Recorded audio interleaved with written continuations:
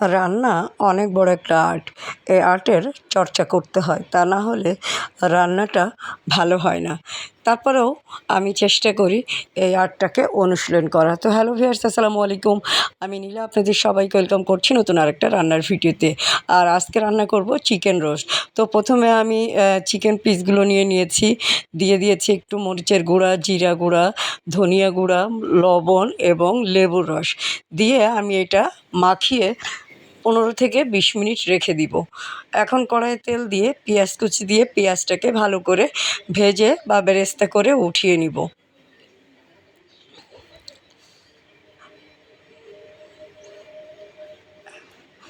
তো পেঁয়াজটা ভালো করে ভাজা হয়ে গেল, বাদামি কালার হলে আমি এটা নামিয়ে ফেলবো।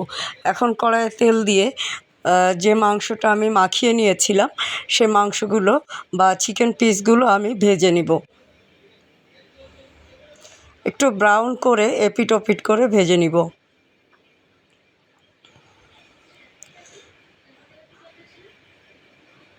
তো চিকেন পিসগুলো ভাজা হচ্ছে।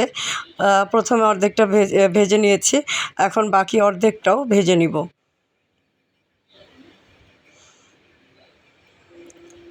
আমার মেয়ের খুবই পছন্দের chicken roast, chicken pulao, chicken রান্না, যার কারণে আমি চিকেন নিয়েই বেশি কাজ করি। তো হয়ে গেল চিকেনগুলো ভাজা। এখন আমি চিকেনটা উঠিয়ে নিয়ে ওই তেলের ভিতরে আমি বাকি প্রসেসটা করব বা বাকি মশলাগুলো দিয়ে দিব। আমি চিকেন রোস্ট মশলা কিনেছি, আবার একটু বাটা মশলা না দিলেও ভালো লাগে না। দিয়ে দিলাম একটু আদা বাটা, গরম মশলা বাটা, একটু জিরা বাটা এবং একটু রসুন বাটা, আর দিয়ে দিলাম এই যে রোস্টের মশলাটা। দিয়ে আমি এখন টক দই দিয়ে দিচ্ছি। টক দই দিয়ে অল্প একটু পানি দিয়ে আমি মশলাটাকে ভালো করে কষিয়ে নিব।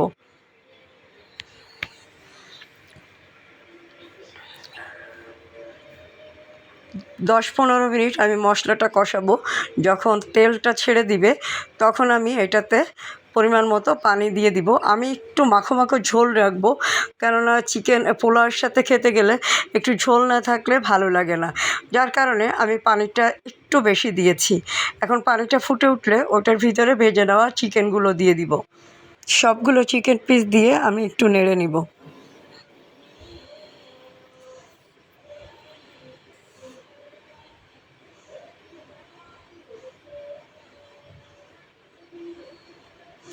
ঝোলটা ফুটে উঠলে আমি একটুখানি গোলমরিচ গুঁড়ো করে রেখেছিলাম, গোলমরিচ গুঁড়োটা দিব। গোলমরিচ গুঁড়োটা দিয়ে দিচ্ছি। এখন আবার একটু নেড়ে নিব। নেড়ে দিয়ে আমি এটাতে 1.5 চামচ মতো চিনি দিয়ে দিব। আমি ঢাকনা দিয়ে ঢেকে দিলাম। ঢাকনার জালটা খুলে মিনিট 10 পরে আর একটু নেড়ে নিয়ে আমি এটার ভিতরে দিয়ে দিব স্বাদ মতো চিনি। যেহেতু টক দই দিয়েছি সেহেতু চিনি না দিলে এটা স্বাদটা ভালো লাগবে না।